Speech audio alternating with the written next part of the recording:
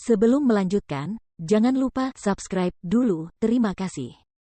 Bab 426 Kiamat telah tiba. Energi yang sangat kuat. Mengapa orang-orang kuat ini datang ke Sekte Hitam? Mengapa aku bisa merasakan aura berbahaya? Kurasa orang-orang ini tidak datang ke sini dengan niat baik. Sesuatu yang serius akan terjadi. Tak seorang pun dari Sekte Hitam yang mampu tetap tenang. Semua orang keluar dari tempat mereka dan menatap langit di atas mereka.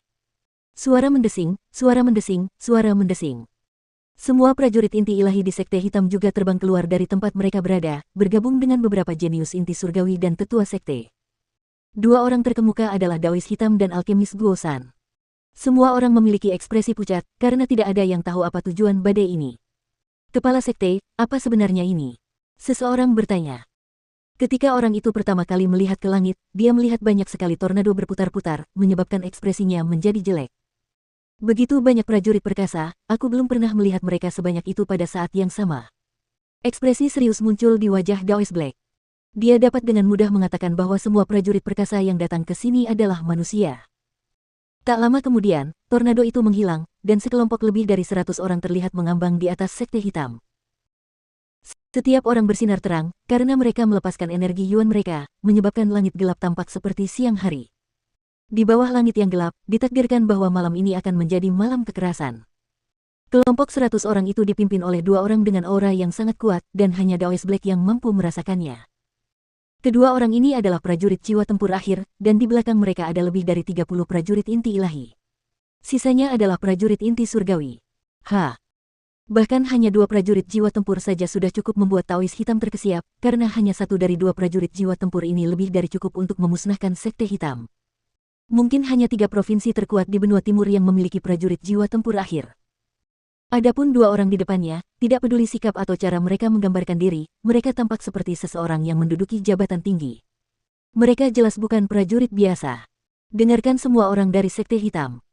Aku adalah kepala klan Sangguan dari Provinsi Jian, dan pria di belakangku ini adalah kepala Sekte Pedang Myriad dari Provinsi Jian juga, Tiangang Yi. Para pengikut Sekte Hitam, Jiang Chen, Yan Chengyu, Han Yan, Yu Zihan, Guan Yiyun, dan Tian Yishan telah melakukan pelanggaran berat, dan Kaisar Kekaisaran Dinasti Martial Saint telah mengumumkan dekrit kekaisarannya. Mereka yang berhubungan dengan orang-orang ini akan dihukum mati. Mulai sekarang, semua orang di Sekte Hitam adalah penjahat, dan kalian akan segera ditawan. Sangguan Seng berkata dengan suara keras. Setiap kata bagaikan gemuruh guntur yang menggema di seluruh Sekte Hitam, menyebabkan semua orang dapat mendengarnya dengan keras dan jelas. Kata-katanya langsung membuat Sekte Hitam panik. Bagaimana ini bisa terjadi? Dua raksasa dari Provinsi Jian benar-benar datang ke sini secara pribadi. Sekte Hitam sudah tamat. Ya Tuhan, apa yang telah dilakukan Jiang Chen? Dia tidak hanya menyinggung klan Sangguan dan Sekte Pedang Myriad, dia juga menyinggung dinasti Martial Saint. Pelanggarannya begitu besar sehingga semua orang yang berhubungan dengannya harus dibunuh. Apa yang harus kita lakukan? Apakah kita benar-benar ingin terlibat dalam hal ini? Bencana yang tak terduga. Selesai, kali ini kita benar-benar selesai. Jika aku tahu ini sebelumnya, aku tidak akan bergabung dengan Sekte Hitam. Omong kosong. Tanpa murid senior, Sekte Hitam pasti sudah lama hilang. Jika salah satu dari kalian yang bergabung dengan Sekte Hitam berani mengatakan hal buruk tentang murid senior Jiang lagi, aku akan menjadi orang pertama yang membunuhmu. Wajah semua murid dari Sekte Hitam berubah sangat buruk. Mereka langsung dipenuhi dengan keputusasaan. Mereka semua tahu tentang kebencian antara Jiang Chen dan dua raksasa dari Provinsi Jian. Namun, Jiang Chen telah mengundurkan diri dari Sekte Hitam, jadi mengapa mereka masih terlibat dalam hal ini? Daois Black dan Guosan juga ketakutan. Mereka tidak menyangka hal seperti ini akan terjadi. Sekte Black telah bergerak maju menuju kemakmuran, jadi mengapa bencana tak terduga ini menimpa mereka? Namun dengan pengetahuan mereka tentang Jiang Chen, mereka tahu Sangguan Seng tidak berbohong, karena pemuda ini adalah sosok yang berani melakukan apa saja. Mengapa kau ingin menyeret Sekte Hitam ke dalam masalah ini? Jiang Chen telah mengundurkan diri dari Sekte Hitam, apa yang dilakukannya tidak ada hubungannya dengan kita. Seorang prajurit inti surgawi yang muda dan bersemangat berdiri dan bertanya dengan suara nyaring.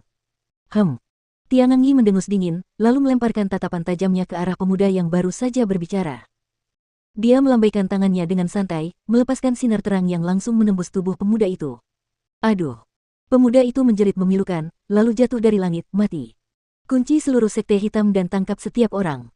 Jika ada yang berani melawan, bunuh mereka di tempat. Tiangang Yi dengan kejam memberi perintah. Tanpa ragu, 100 orang di belakangnya segera memulai misi mereka. Gabungan kekuatan klan Sangguan dan Sekte Pedang Myriad merupakan malapetaka bagi sekte dan klan manapun di benua timur, kecuali dinasti Saint bela diri. Sebenarnya, tidak perlu bagi kedua mamut itu untuk hadir di sini untuk menyelesaikan tugas mereka. Alasan mereka datang ke sini adalah karena Jiang Chen. Mereka tahu betul seberapa kuat Jiang Chen. Selama Jiang Chen muncul, hanya prajurit jiwa tempur akhir yang memiliki kemampuan untuk mengalahkannya. Kenapa? Kenapa ini terjadi? Ini terlalu tidak adil. Semua murid Sekte Hitam mulai menangis dan berteriak. Beberapa mencoba melawan, tetapi mereka langsung terbunuh di tempat. Tidak ada belas kasihan yang ditunjukkan dalam misi ini. Semua orang dengarkan. Jangan melawan. Daoist Black mengedarkan energi yuannya dan berteriak keras. Musuh muncul dengan cara yang mengesankan, dan mereka jelas tidak ingin menunjukkan belas kasihan. Mereka yang berani melawan harus menghadapi kematian, tetapi jika mereka tidak melawan, setidaknya mereka bisa mempertahankan hidup mereka untuk saat ini. Sekte Hitam tidak memiliki kekuatan untuk melawan salah satu dari kedua mamut itu, apalagi keduanya. Kesedihan dan keluhan memenuhi seluruh tempat. Malam itu adalah malam yang suram bagi Sekte Hitam. Tak seorang pun dari mereka tahu bagaimana mereka harus menghadapi situasi ini, sama sekali tidak ada cara bagi mereka untuk melawan. Dibandingkan dengan klan Sangguan dan Sekte Pedang Segudang, mereka hanyalah semut-semut kecil. Musuh-musuh yang ganas ini dapat menghancurkan mereka kapanpun mereka mau. Kamu seorang Taoist hitam. Sangguan Seng menoleh ke Taoist hitam dan bertanya. Benar sekali.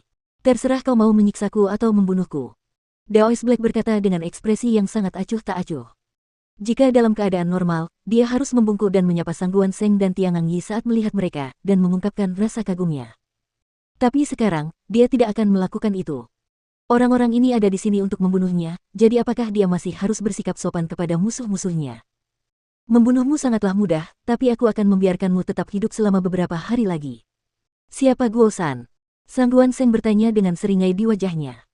Sangguan Seng jelas telah mengetahui tentang setiap orang yang dekat dengan Jiang Chen. Di Sekte Hitam, Guo San adalah orang yang paling dekat hubungannya dengan Jiang Chen, dan Sangguan Seng pasti tidak akan membiarkan orang ini begitu saja. Aku, ayahmu adalah Guo San.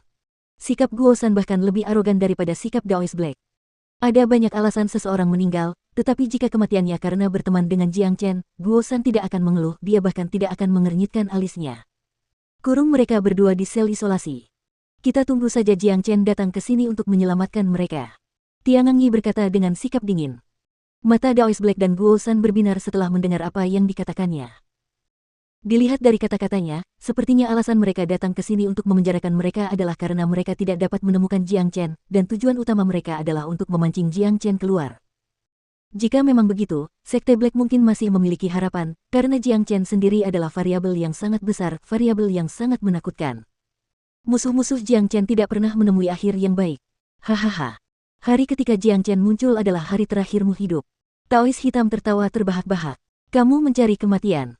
Sangguan Seng terkejut sesaat, lalu ia langsung menghantamkan telapak tangannya ke dada Taoist hitam dengan kekuatan yang dahsyat.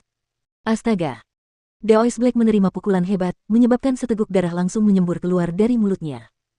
Seluruh tubuhnya bergetar seolah-olah dia akan jatuh kapan saja. Guo San yang berdiri di samping segera bergerak maju dan menopangnya dengan lengannya. Ini hanya hukuman kecil.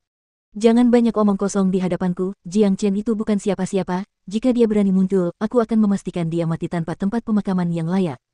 Kata Sangguan Seng dengan nada mengejek. Daoist Black telah menderita luka parah. Ketika ia mencoba mengatakan sesuatu yang lain, Guo San segera menghentikannya. Ada pepatah orang bijak tahu lebih baik daripada bertarung ketika peluang tidak berpihak padanya. Karena mereka sekarang menjadi sandera, akan lebih baik bagi mereka untuk tetap rendah hati. Meskipun memarahi musuh-musuh ini akan membuat mereka merasa lebih baik, itu tidak akan mengubah apapun. Dalam waktu kurang dari 1 jam, Sekte Pedang Myriad dan klan Sangguan telah menguasai penuh Sekte Hitam. Dari murid lingkaran luar hingga tetua Sekte Inti Ilahi, semuanya dipenjara, sementara Taoist Hitam dan Guo San berada dalam kurungan isolasi. Tak satu pun negara adikuasa menganggap serius siapapun dari Sekte Hitam. Mereka memperlakukan orang-orang ini seolah-olah mereka adalah budak. Jika ada yang berani menentang perintah mereka, mereka akan menghajar orang itu, dan jika ada yang berani melawan, mereka akan membunuh orang itu di tempat, tanpa menunjukkan belas kasihan. Ini adalah kiamat di mata semua orang dari Sekte Hitam.